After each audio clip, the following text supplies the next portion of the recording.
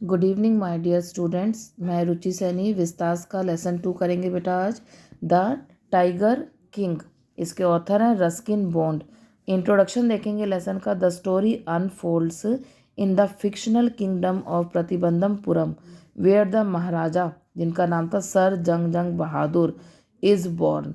N astrologer predict that he will become a great warrior but will be killed by a tiger. तो जब ये महाराजा का birth हुआ था, महाराजा जंग जंग बहादुर, तो उस टाइम पर एक एस्ट्रोलॉजर ने प्रेडिक्शन करी थी। प्रेडिक्शन मीन्स एक आगे का जैसे फ्यूचर बताया कि ये जो महाराजा हैं ये ग्रेट वॉरियर होगा, ग्रेट योद्धा होगा, but will be killed by a tiger. लेकिन इसकी जो मौत है ना वो टाइगर से होगी।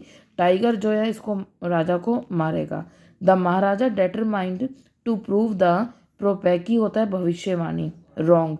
तो महाराजा ने उस दिन ठान लिया कि मैं इस भविष्यवाणी को गलत साबित करूंगा। Dedicates his life to hunting tigers becoming known as the tiger king. तो उसने अपनी पूरी लाइफ जो है ना राजा ने, वो टाइगर की हंटिंग में निकाल दी और उसका नाम अब जो है पॉपुलर किस उससे हुआ नाम से, द टाइगर किंग के नाम से। ही हंट्स डाउन 99 टाइगर्स, क्योंकि जो एस्ट्रोलॉजर था ना उसने ये प्रेडिक्शन करी थी कि इस राजा की जो मौत होगी ना वो 100 टाइगर से होगी। मतलब जो 100वें नंबर का टाइगर होगा, जो 100 नंबर का टाइगर होगा वो राजा को मारेगा। तो उसके लिए राजा ने क्या किया, हंटिंग करना स्टार्ट किया और 99 टाइगर्स को मार दिया, but fails to kill the 100th। But राजा जो था ना वो 100th टाइगर को मारने में सफल नहीं हो पाया, सक्सेस नहीं हो पाया। Which is a tiger that was not made of flash and blood. और वो टाइगर ऐसा था जो मांस और हड्डी का, जो ब्लड का नहीं बना था। वो एक टॉय टाइगर था जिसकी वजह से, जिसके कारण से राजा की डेथ हुई। सेंट्रल आइडिया देखेंगे स्टोरी का। The story revolves around the Maharaja's fate, fate means destiny, किस्मत, and his obsession with hunting tigers to prove the prophecy wrong. तो राजा की फेट में जो था, जो किस्मत में बताया एस्ट्रोलॉजर ने, उसको रॉन्ग प्रूव करने के लिए राजा ने हंटिंग करनी शुरू करी टाइगर्स की, leading to the destruction of tiger population in his kingdom. उससे ये हुआ कि उसके किंगडम में जो टाइगर की पॉपुलेशन थी ना वो डे बाय डे कम होती चली गई। The Maharaja's action driven by his ego and desire to defy fate highlight the danger of unchecked power and the futility of trying to control destiny. तो राजा का जो ये इस तरह का एक्शन था, ये उसकी कहीं ना कहीं उसकी जो desire to defy fate means कि वो अपनी जो फेट, उसकी जो किस्मत में लिखा था उसको कहीं ना कहीं वो चेंज करना चाहता था। तो इससे कहीं ना कहीं ये पता लगता है कि he is trying to control destiny. वो अपनी डेस्टिनिटी, अपनी किस्मत, कहते हैं ना किस्मत तो सब लिखवा कर आते हैं, तो मतलब डेस्टिनी क्या है हमारी वो सब प्री प्लान्ड होती है। तो राजा उसको भी अपने कंट्रोल में करना चाह रहा था। The story depicts the actions of rulers and those in power, showing how they can be cruel and ignorant towards their kingdom and people. तो ये स्टोरी हमें बता रही है कि किस तरह से रूलर्स जो होते हैं, जो पावरफुल होते हैं, जिनके हाथ में पावर होती है, किस तरह से वो क्रूअल और इग्नोरेंट होते हैं अपने किंगडम और लोगों के लिए। जिस तरह इस राजा का रोल था कि अपने किंगडम के लिए वो इग्नोरेंट था कि उसने टाइगर्स सारे जो है अपने किंगडम में से ख़त्म कर दिया, उनकी हंटिंग कर दी, शिकार कर दिया। और लोगों के लिए वो किस तरह से जो था क्रूअल था कि उसने ये एक ऑर्डर पास किया था कि मेरे अलावा अगर कोई हंटिंग करेगा तो मैं उसकी सारी प्रॉपर्टी जब्त कर लूँगा, है ना। विलेजर्स में से कोई हंटिंग करेगा और उसको एक बहुत बड़ी जैसे पनिशमेंट दी जाएगी। तो उसका ये क्रूअल और इग्नोरेंट बिहेवियर, इससे क्या पता चलता है कि ये जो राजा था ना ये सेल्फिश था, है ना। थीम देखेंगे, fate versus free will. The story explores the tension between destiny and the power of human agency.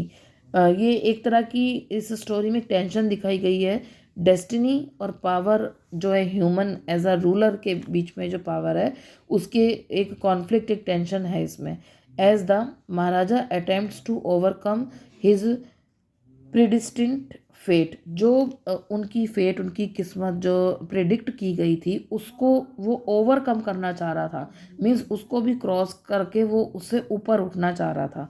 Power and arrogance, the Maharaja's action demonstrate the dangers of unchecked power and the arrogance that can accompany it.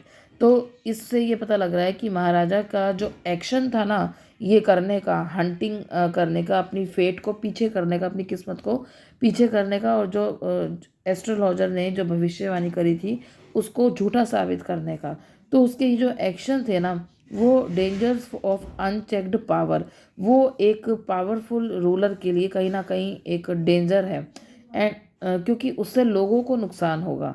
And the arrogance that can accompany, और जो arrogance, जो गुस्सा उसका दिखाया इसमें, वो भी साथ ही साथ उसको accompany कर रहा है इन सब चीज़ों को ख़राब करने के लिए। मतलब इससे कहीं ना कहीं राजा का जो करेक्टर है ना, वो कहीं ना कहीं नेगेटिव उसमें जा रहा है।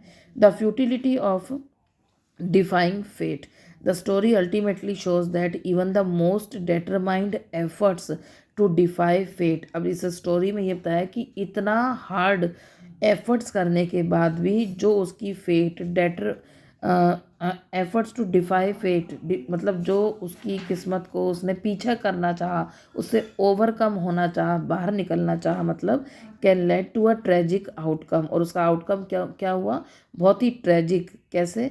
As the Maharaja's death comes not from a tiger but from an infection, कि उस महाराजा की डेथ टाइगर से नहीं हुई, टाइगर से हुई बट इनडायरेक्टली क्या था कि जो टॉय टाइगर था, जो उसने अपने बेटे को गिफ्ट दिया था उसके बर्थडे पे, टॉय टाइगर, उस टॉय टाइगर से जब वो राजा अपने बेटे के साथ खेल रहा था, वुडन टाइगर था वो, ठीक है, तो उस वुडन टॉय टाइगर से जब वो राजा अपने बेटे के साथ खेल रहा था, तो उसकी जो लकड़ी थी वो उसके हाथ में फंस गई, राजा के हाथ में, जिससे इन्फेक्शन हो गया, और 2 दिन के अंदर अंदर राजा के वो इन्फेक्शन पूरे हाथ में फैल गया।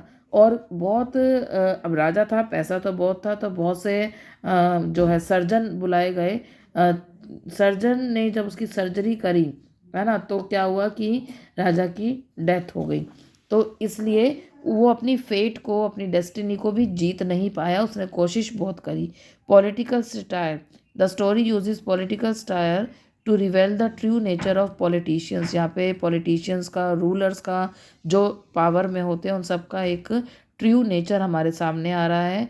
And those in power highlighting their cruelty and ignorance, जिसमें हमें उनकी क्रूएलिटी और उनकी इग्नोरेंस दिखाई दे रही है लोगों के प्रति, अपने किंगडम के प्रति। तो ये स्टोरी थी बेटा, मुझे लग रहा है आपको इन इम्पॉर्टेंट पॉइंट के साथ साथ कुछ स्टोरी जो थी वो रिमाइंड होगी एकदम से माइंड में, है ना। तो आप इन पॉइंट्स को नोट भी कर सकते हैं, ज़्यादा से ज़्यादा अपने नोट्स बना सकते हैं, और वीडियो में देखकर पॉज करके इसको रिवीजन भी कर सकते हैं।